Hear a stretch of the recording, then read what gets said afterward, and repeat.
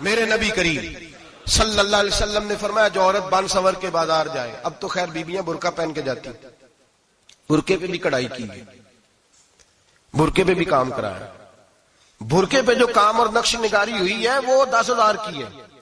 برقع پردے کے لیے پہننا تھا، دکھانے کے لیے. یہ کیسا برقع ہے کہ اس نے برقع بھی پہنا ہوا ہے اور برقع بھی اس نے فیشن والا پہن لیا ہے؟ یہ کس طرح کا؟ اس تو پردے کو پردے کی ضرورت پڑ گئی. میرے حبیب پاک علیہ السلام نے فرمایا بلا ضرورت. عورت کو اجازت ہے بیمار ہو تو ڈاکٹر کے پاس جائے، عورت کو اجازت ہے ضرورت پڑ جائے گھر میں سودا سلف نہ آتا ہو تو لینے چلی جائے، عورت کو اجازت ہے اگر گواہی کی ضرورت پڑ جائے تو پردہ کر کے قاضی عدالت کے پاس گواہی دینے جائے، عورت کو اجازت ہے حج پہ جائے، عورت کو اجازت ہے عمرے پہ جائے، عورت کو اجازت ہے کہ اگر کسی وقت جہاد کے لیے عورتوں کی ضرورت پڑ گئی تو حضرت فاطمہ اور جناب عائشہ کی سنت ادا کرے، جہاد کو جائے. لیکن اگر عورت موج کرنے جائے اور روز گئے وہ دیکھے نا فلاں پارک میں تھے آپ تو کبھی گئے ہی نہیں، فلاں جگہ تھے آپ کے پاس تو فرصت ہی نہیں، فلاں میری سرگودے والی بہن کا خامن تو روز لے کے جاتا ہے آپ نے تو کبھی توجہ ہی نہیں فرمائی. روز پیغام دیتی رہے. میرے حبیب کریم سید عالم صلی اللہ علیہ وسلم نے فرمایا جو بی بی بن سنور کے بلا ضرورت بازار جائے، نبی پاک علیہ السلام نے فرمایا ایک قدم وہ اٹھائے گی تو اس پر اللہ کی لعنت برسے گی، فرشتوں کی لعنت برسے گی، زمین والے لعنت برسائیں گے، آسمان والے لعنت برسائیں گے. اور میرے حبیب بولے تو فرمایا جب اللہ کی لعنت برسے گی تو میں بھی اس بی بی پہ لعنت ہی کروں گا جو بی بی بن سنور کے جائے. اور آگے سن لیں میرے حبیب نے فرمایا اگر اس کا خامد راضی ہو اس کے بن سنور کے بازار جانے پہ، آپ ناراض ہو جائیں، اللہ کرے اس بات پہ ہو ہی جائیں اور اللہ کرے بدل جائے نظام، جو خامد خود میک اپ کرا کے تیار کرا کے پارٹی میں لے کر کے جائے، جو سامنے والی فرنٹ سیٹ پہ خود بغیر نقاب کے اس کو بٹھائے، جو موٹر سائیکل کی پشت پہ خود تیار کرا کے بٹھائے اور جو خود کہے تو چلی جانا جا، تو شادی بھی تو دیکھا، فلاں کام بھی تو کرا، میں آزاد ہوں. میرے حبیب نے فرمایا جس کی بیوی بن سنور کے جائے، جس کی بیوی میک اپ کر کے جائے، چیلم پہ بھی بیوٹی پارلر سے ہو کے جاتی ہے، جس کی بیوی بن سنور کے نکلے وہ راضی ہو، وہ خوش ہو. بعد ایسے منع کرتے ہیں، ناراض ہوتے ہیں، وہ گناہ صرف عورت کے ذمے ہے. لیکن اگر عورت بن سنور کے نکل رہی ہے اور خامد راضی ہے، وہ کہتا ہے ہاں ہم ماڈرن ہیں، ہم جدید دور کے ہیں، ہاں جدت اسی کا نام ہے. ہاں تو لوگوں کو پتا کیسے چلے گا ہمارے پاس پیسے ہیں، کیسے پتا چلے گا کہ 3 گاڑیاں ایک ابا جی کے پاس ہے، ایک بیٹی کے پاس ہے، ایک بیوی کے پاس ہے، کیسے پتا چلے گا کہ ہم بہت تعلقات والے ہیں، ابا جی فلاں شادی پہ، بیٹی فلاں گھر میں اور بیوی فلاں گھر چلی گئی، ہمارے تعلقات زیادہ ہے اس لیے ہمیں زیادہ جانا پڑتا ہے. میرے حبیب کریم علیہ السلام نے فرمایا عورت بن سنور کے جائے، خامد راضی ہو، وہ جتنے قدم اٹھائے گی اتنے ہی اپنے خامد کے لیے جہنم میں مکان تعمیر کرے گی. فرمایا اس کے خامد کے لیے اتنے مکان دوزخ میں تیار ہو گئے، وہ جلایا جائے گا، وہ تپایا جائے گا، وہ جہنم کی آگ کا ایندھن بنے گا. اور میں نے شاید آپ کو درجنوں بعد حدیث سنائی ہو، میرے کریم رسول نے فرمایا بی بی ایک ہوگی پر 4 آدمیوں کو جہنم میں لے کے جائے گی. یا رسول اللہ کس کو؟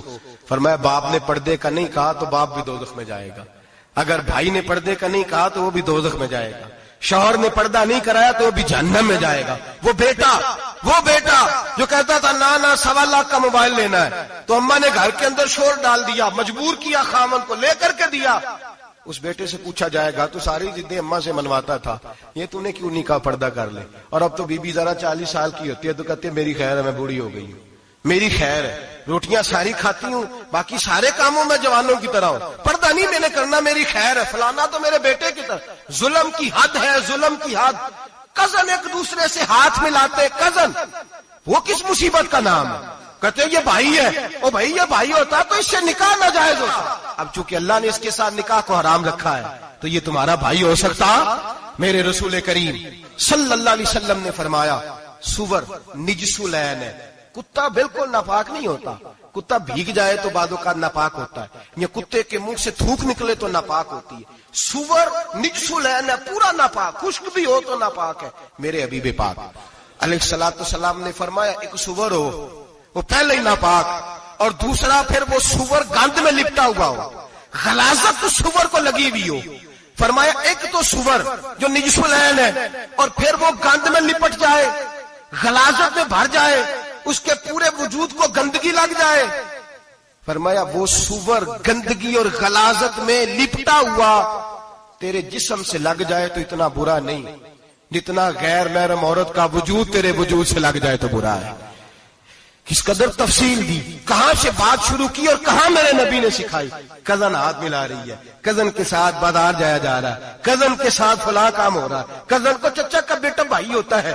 اگر یہ سگا بھائی ہوتا تو اس کے ساتھ نکاح ناجائز ہوتا. خدا را آ جاؤ, لوٹ آؤ, واپس پلٹو دین کی طرف, لوٹو اس تباہی سے نکلو.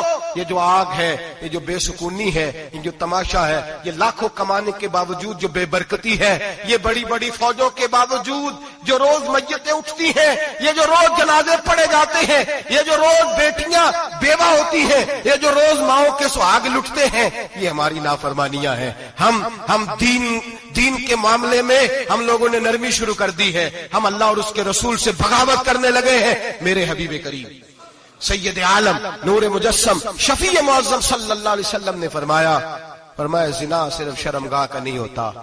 حضور نے فرمایا آنکھیں بھی زانی ہوتی ہے, کان بھی زانی ہوتے ہیں, زبان بھی زانی ہوتی ہے. بخاری مسلم دونوں میں موجود ہے. صحابہ نے عرض کی حضور زبان کیسے زانی ہوتی ہے؟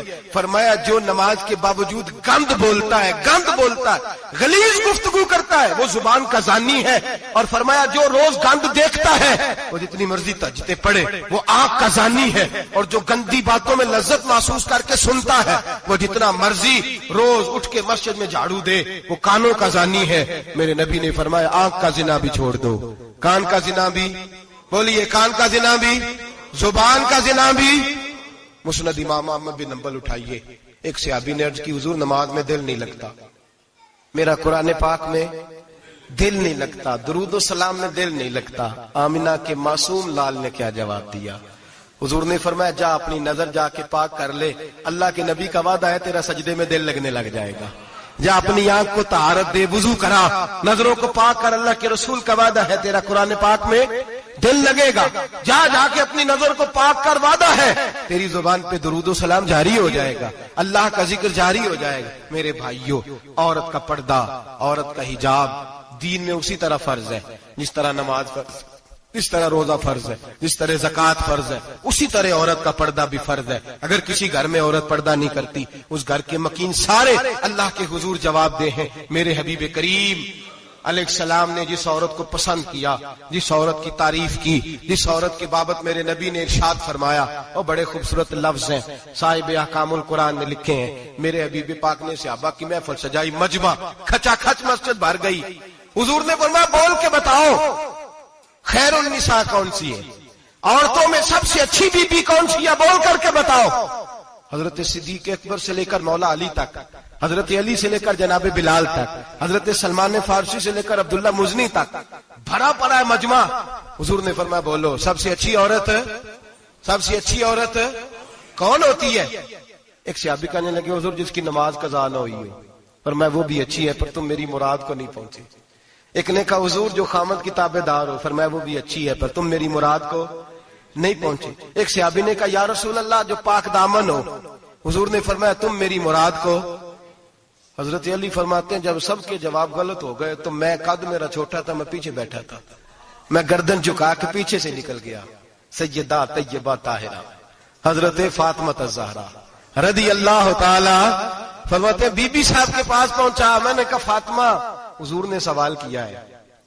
تو حضرت فاطمہ بھی گویا مسکرا کے کہنے لگی علم کے شہر کے دروازے تو آپ ہی ہیں, تو آپ یہاں آ گئے. کہا حضور نے سوال کیا ہے اور مجھ سے لے کر ابو بکر عمر عثمان غنی تمام کو کسی کو جواب نہیں آیا. حضور نے پوچھا بہترین عورت کون ہوتی ہے, بہترین خیر النساء, بہترین بی بی کون ہوتی ہے؟ تو حضرت سیدہ فاطمہ کہنے لگی علی بڑی سادی سی بات تھی, سمجھ نہیں آئی. کہ فاطمہ بتلا دو اتنی سادی ہے. تو حضرت فاطمہ کہنے لگی سب سے بہترین عورت وہ ہوتی ہے نہ کبھی غیر محرم نے وہ بی بی دیکھی ہو. اگلے جملے بھی یاد رکھنے, نہ کبھی غیر محرم نے وہ بی بی دیکھی ہو. اور فرمایا نہ اس بی بی نے کبھی کوئی غیر محرم دیکھا ہو. صرف مرد پہ پابندی نہیں کہ وہ عورت نہ دیکھے, فرمایا عورت پہ بھی پابندی ہے کہ وہ بھی غیر محرم کا چہرہ نہ دیکھے. فرمایا بی بی نے بھی غیر محرم نہ دیکھا ہو, وہ خیر النساء ہے, وہ سب سے اعلیٰ. حضرت علی کہتے میں جھٹ سے آیا, پیچھے بیٹھا, بات ابھی جاری تھی, میں نے ہاتھ کھڑا کر دیا, میں نے کہا حضور میں بتاؤں؟ نبی پاک نے فرمایا بتلاؤ. تو کہتے میں نے کہا حضور بہترین بی بی وہ ہوتی ہے جس نے نہ کبھی غیر محرم دیکھا ہو اور نہ غیر محرم نے کبھی اسے دیکھا ہو. علی فرماتے ہیں میں نے جواب دیا تو میرے رسول کی آنکھوں میں آنسو آ گئے. حضور روئے اور فرماتے ہنستے مسکراتے اچانک صحابہ کے آنسو برسنے لگے. مجمع پہ کیف سا طاری ہو گیا, آنکھیں برسنے لگی. ہم لوگ حضور کے رونے پر سکتے میں آ گئے. نظر اٹھائی تو جواب تو میں نے دیا تھا, تعریف میری ہونی چاہیے تھی, شاباش مجھے ملنی چاہیے تھی. میرے حبیب نے رو کے آنسو پوچھ کے فرمایا میں تمہیں کہتا نہیں الفاطمہ تو بدعۃ منی, فاطمہ واقعی میرے جگر کا ٹکڑا ہے, فاطمہ میرے وجود کا حصہ ہے.